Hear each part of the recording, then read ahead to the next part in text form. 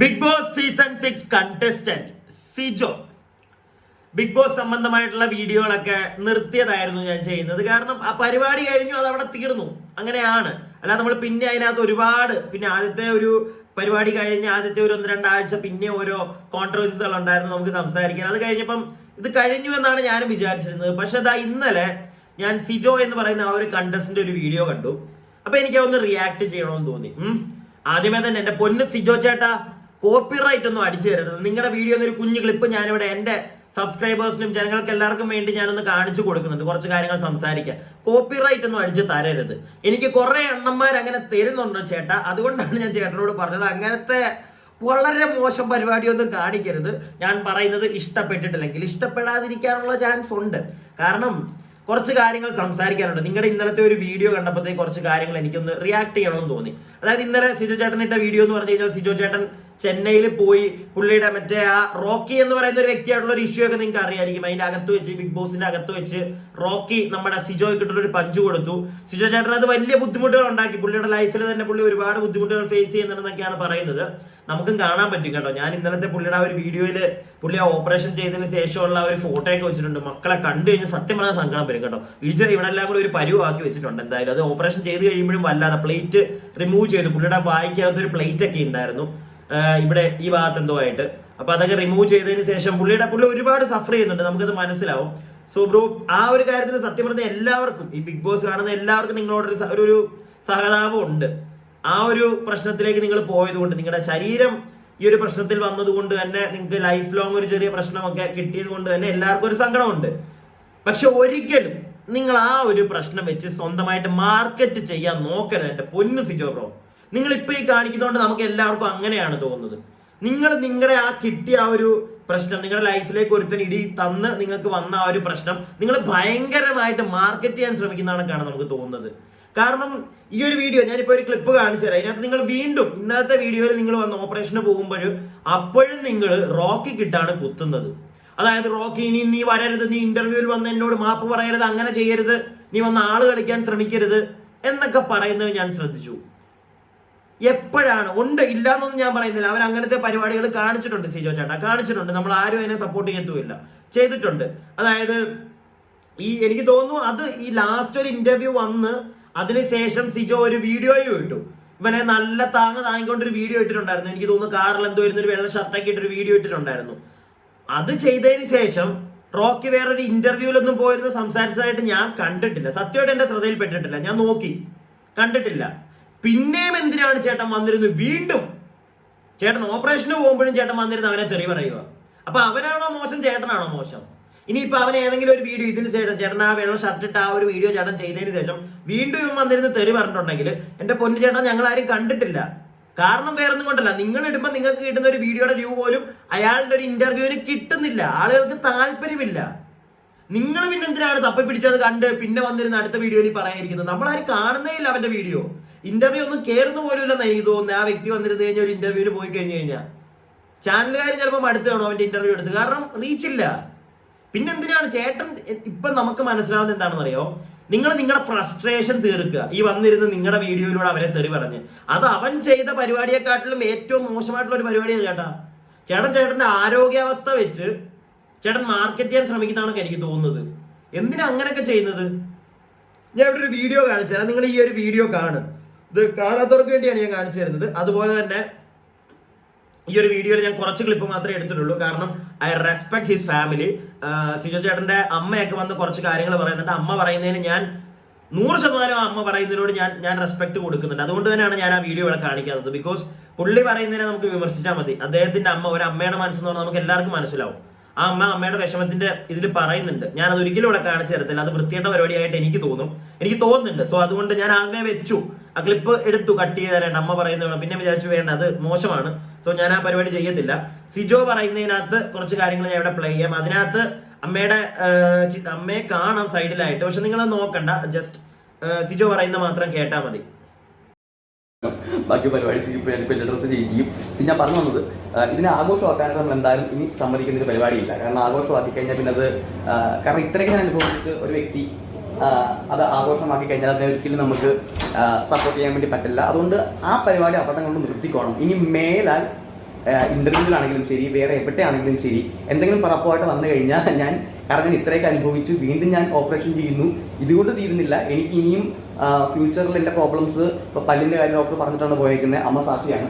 അതുകൊണ്ട് ഇനി എന്തെങ്കിലും പറപ്പുമായിട്ട് ഇറങ്ങിക്കഴിഞ്ഞാൽ ഞാൻ ചുമ്മാ ബിഗ് ബോസിൽ ഞാൻ മിണ്ടാതിരുന്ന പോലെ ഒന്നും അല്ലെങ്കിൽ പ്രതികരിക്കാതിരുന്ന പോലെ ഒന്നും അതിൻ്റെ മാന്യതയാണ്. ഇനി ഞാൻ ചെയ്ത് കഴിഞ്ഞാൽ മാന്യതയല്ല, അതിൻ്റെ മണ്ടത്തരമായിപ്പോവും. അതുകൊണ്ട് അങ്ങനെ ഞാൻ മിണ്ടാതിരിക്കത്തില്ല.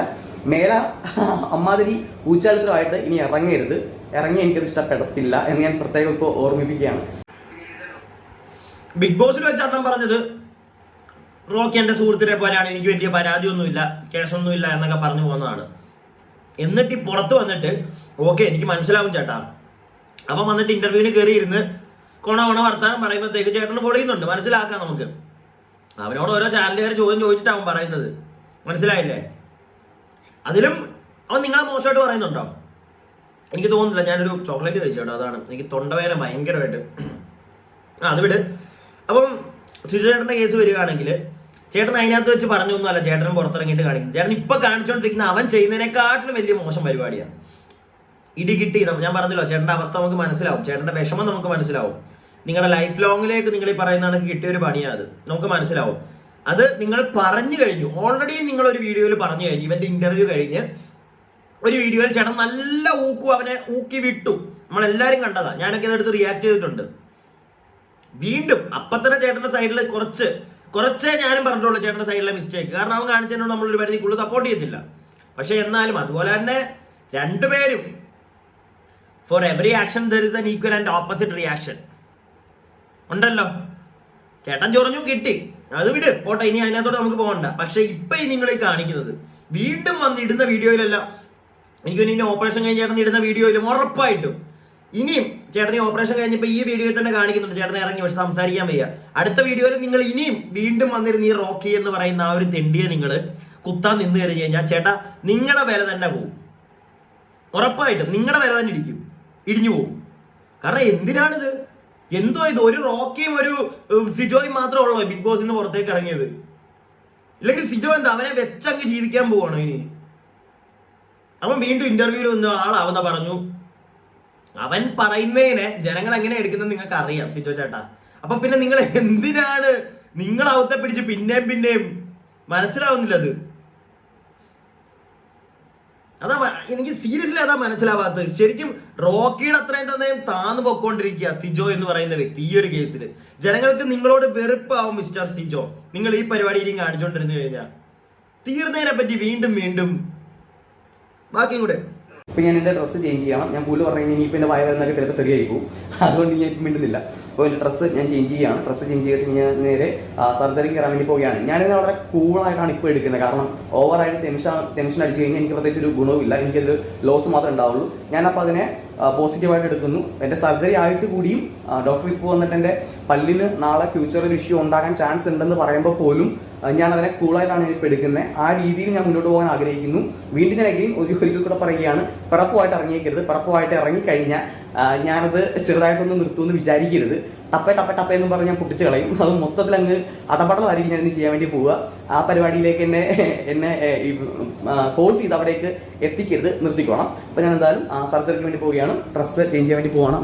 ടപ്പ എന്ന് പറഞ്ഞ് പൊട്ടിക്കുമോ? എന്ത് പൊട്ടിക്കും ചേട്ടൻ? മാലപ്പടക്കം വിട്ട് പൊട്ടിക്കുവോ? അതാണോ? അല്ല, മനസ്സിലാവുന്നില്ല. അങ്ങനെ ടപ്പ എന്ന് പറഞ്ഞ് പൊട്ടിക്കാൻ എന്റെ പൊന്നു കൂട്ടുകാരത്താ ഭീഷണിപ്പെടുത്തുന്നു നിങ്ങളൊരു വീഡിയോയിൽ വന്നിരുന്നിട്ട്. നമുക്ക് അങ്ങനെയാ തോന്നുന്നത്. എന്താ നിങ്ങൾ ചെയ്യുന്നത്? അവൻ വന്ന് പറഞ്ഞ ഉടനെ ഞാൻ പൊട്ടിക്കും. എടോ മനുഷ്യ, ഞങ്ങൾ എല്ലാരും കണ്ടതാ നിങ്ങൾ ആ ബിഗ് ബോസ് ഹൗസിനകത്ത് നിന്ന് എന്താ പറയുന്നതെന്ന്. മനസ്സിലായില്ലേ? നിങ്ങളും അത് പറയുന്നുണ്ട്. പുറത്തിറങ്ങിയത് നിങ്ങളുടെ മൂഡ് മാറി. അവൻ വന്നിരുന്ന ഇന്റർവ്യൂവിൽ പറയുന്ന കേട്ടപ്പോഴത്തേക്ക് മനസ്സിലാകുന്നു ഞങ്ങൾക്കൊക്കെ. നിങ്ങൾ അത് വന്നിരുന്ന അതിനെതിരെ നിങ്ങൾ വീഡിയോയും ചെയ്തു. അത് കഴിഞ്ഞ് അവൻ വേറെ ഒരു ഇന്റർവ്യൂവിനും പോയിരിക്കുന്നത് നമ്മളാരും കണ്ടിട്ടില്ല. പിന്നെ നിങ്ങൾ എന്തിനാണ് വന്നിരുന്നത്? എന്റെ ഇത്രേ ഉള്ളൂ, ആയം തൊട്ട് ഞാൻ പറയുന്നത് ഇത്രേ ഉള്ളൂ, ഇത്രയും കാര്യമേ ഉള്ളൂ, ഈ ഒരു ഒറ്റ പോയിന്റേ ഉള്ളൂ. പിന്നെ വന്നിരുന്നത് എന്തിനാണ് നിങ്ങളിത് വീണ്ടും അവനെ കുത്തി നിങ്ങൾ നിങ്ങളുടെ ആരോഗ്യ അവസ്ഥയെ വെച്ച് നിങ്ങൾ മാർക്കറ്റ് ചെയ്തുകൊണ്ടിരിക്കുന്നത്? അതിന്റെ ആവശ്യമുണ്ടോ?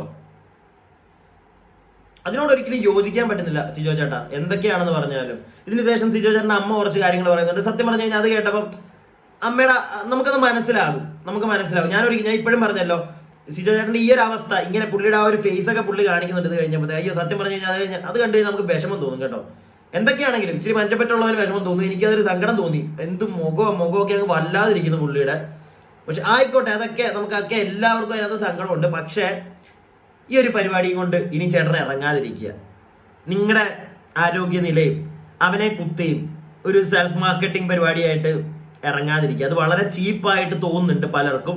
അതുപോലെ തന്നെ ചേട്ടനൊരു പരിപാടി ഉണ്ട്, അത് നമ്മൾ കണ്ടിട്ടുള്ളതാണ്. അതും വളരെ വളരെ മോശമായിട്ടുള്ളൊരു പരിപാടിയാണ്. ഞാൻ കണ്ടിട്ടുള്ളതാണ്. ചേട്ടന്റെ ഈ വീഡിയോ അടിയിൽ വന്ന ആരെങ്കിലും നിങ്ങളെ ഒന്ന് വിമർശിക്കുകയോ എന്തെങ്കിലും പറയുവാണെങ്കിൽ, തെറിയല്ലാതെ കുത്തുകയാണെങ്കിൽ, ഈ ഇപ്പം കാട്ടുതീ എന്നൊക്കെ പറഞ്ഞ് ഞാൻ എവിടെയോ കണ്ടു. ഞാനത് നിങ്ങളുടെ ഒരു സുഹൃത്തിനോട് പറയുകയും ചെയ്തു. നിങ്ങൾ അറിഞ്ഞു കാണുമായിരിക്കും. നിങ്ങൾ ആ ചെയ്യുന്ന പരിപാടി, ഒരാൾ വന്നിട്ടൊരു കമന്റ് ഇടുമ്പോഴത്തേക്ക് അതിന് ഈ ചുമ്മാ അങ്ങ് തെറി പറയുന്ന ഒരു പരിപാടി ഉണ്ടല്ലോ. പ്രത്യേകിച്ച് നിങ്ങൾ ഇവിടെ നമ്മളൊക്കെ പറയും, നമ്മളെയൊക്കെ എന്തുവാ വന്ന് ചൊറിയുന്നവനെയൊക്കെ നമ്മൾ തിരിച്ച് നല്ല രീതിയിൽ ചൊറിഞ്ഞു വിടുക. അതത്രേ ഉള്ളൂ. ഇല്ലെങ്കിൽ ചില സമയത്ത് നിങ്ങളുടെ ഫ്രസ്ട്രേഷൻ നമ്മളും ഒക്കെ ചെയ്യാറില്ല സിജു ചേട്ടാ. ചുമ്മാ വന്ന് എപ്പോഴും നമ്മളെ ചൊറിഞ്ഞോണ്ടിരുന്നാൽ നമ്മൾ മിണ്ടായിരിക്കത്തില്ല, നമ്മൾ നല്ല തെറി പറഞ്ഞു വിടും, പറയും. പക്ഷെ നിങ്ങള് എന്താണ് ഒരു ഷോയിൽ വന്ന് അത്യാവശ്യം നല്ല സെലിബ്രിറ്റി ആയിട്ടിരിക്കുന്ന, അതുപോലെ തന്നെ അങ്ങനെയൊക്കെയുള്ളൊരു വ്യക്തി നിങ്ങളെയൊക്കെ കാണുന്ന ഒരുപാട് ആളുകളുണ്ട്, മനസ്സിലായില്ലേ? അപ്പൊ അവരിലേക്ക് നിങ്ങളൊരു നെഗറ്റീവ് ഒരു ഇമ്പാക്റ്റായി മാറിക്കൊണ്ടിരിക്കും. ഒരു നെഗറ്റീവ് മെസ്സേജാണ് കൊടുക്കുന്നത്. ഒന്ന് എന്തെങ്കിലും ഒന്ന് പറഞ്ഞ ഉടനെ അപ്പുറം ഇരിക്കുന്നവന്റെ അപ്പന് വിളിക്കുക. ഇതൊക്കെ വളരെ മോശം പരിപാടിയാണ് സിജോ ചേട്ടാ. ഞാൻ എൻ്റെ ഒരു അഭിപ്രായം പറഞ്ഞതേ ഉള്ളൂ. നിങ്ങൾക്ക് വേണമെങ്കിൽ എടുക്കുക, ഇല്ലെങ്കിൽ എടുക്കണ്ട. പക്ഷെ ഇനിയും ഈ ഒരു കാര്യത്തിൽ ചേട്ടൻ ഒന്നുകൂടെ ശ്രദ്ധിക്കുക. ഈ തെണ്ടിയം പിടിച്ചുകൊണ്ട് അവന്റെ, ഞാൻ പറഞ്ഞല്ലോ, റോക്കിയെയും ഞാനൊരു പരിധിയിൽ കൂടുതലൊന്നും അങ്ങോട്ട് കുറ്റം പറയാൻ പറ്റത്തില്ല. അടിക്കിട്ട് ചൊറിഞ്ഞോണ്ട് എന്നാൽ ആരാണെങ്കിലും ഇടിക്കും, അത് പോട്ടെ. പക്ഷെ ചേട്ടൻ്റെ ഇപ്പോഴത്തെ ഒരു അവസ്ഥ ആണോ നമുക്ക് എല്ലാവർക്കും സത്യം പറഞ്ഞാൽ സങ്കടമുണ്ട്. പക്ഷെ അതിനിയും ഒരുപാട് അങ്ങ് ഈ മാർക്കറ്റിംഗ് സെൽഫ് പ്രൊമോഷന് വേണ്ടി ഉപയോഗിക്കാതിരിക്കുക. അത് ഭയങ്കര ചീപ്പായിട്ട് തോന്നുന്നു ചേട്ടാ. അതുകൊണ്ടാണ് ഞാൻ എൻ്റെ ഒരു അഭിപ്രായം പറയുന്നു. ബാക്കി കാണുന്നവർ നിങ്ങളുടെ അഭിപ്രായം കമന്റ് ബോക്സിൽ രേഖപ്പെടുത്തുക. എന്താണ് നിങ്ങൾക്ക് ഈ ഒരു വിഷയം കണ്ടിട്ട് തോന്നുന്നത്? ഞാൻ പറഞ്ഞതിനകത്ത് എന്തെങ്കിലും മിസ്റ്റേക്ക് ഉണ്ടെങ്കിൽ ഓക്കെ, ഞാനത് തിരുത്തി പറയും. കാരണം എൻ്റെ ഒരു പെർസ്പെക്റ്റീവ് ആട്ടോ ഇത്. അത് ഒരുപാട് പേര് ഞാൻ പറയുന്നത് തെറ്റാണെന്ന് പറഞ്ഞു കഴിഞ്ഞാൽ ഉറപ്പായിട്ട് ഞാൻ മാറ്റിയേ പറ്റുള്ളൂ, മനസ്സിലായില്ലേ? അതല്ല എങ്കിൽ ഞാനും എൻ്റെ പെർസ്പെക്റ്റീവ് തന്നെ ഉറച്ചു നിൽക്കും. എനിക്ക് അങ്ങനെ അങ്ങോട്ട് മാറാനൊന്നും പറ്റത്തൊന്നുമില്ല.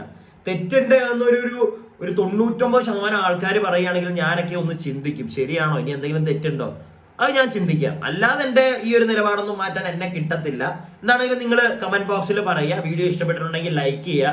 അതുപോലെ തന്നെ സബ്സ്ക്രൈബ് ചെയ്യാതെ കാണുന്നവരുണ്ടെങ്കിൽ ഒന്ന് സബ്സ്ക്രൈബ് ചെയ്യുക. എൻ്റെ ചാനൽ ഇപ്പം മാക്സിമം നിങ്ങളൊന്ന് ഷെയർ ഒക്കെ ചെയ്യാൻ നോക്കുക. കാരണം എനിക്ക് കുറെ പണി കിട്ടിയിട്ട് കിടപ്പുണ്ട് ചാനലിന്. അതുകൊണ്ട് തന്നെ ഇപ്പൊ ഭയങ്കര വ്യൂസ് കുറവാണ്. അതുകൊണ്ട് ഷെയർ ചെയ്യാൻ പറ്റുന്നവരൊന്ന് ഷെയർ ഒക്കെ ചെയ്യുക.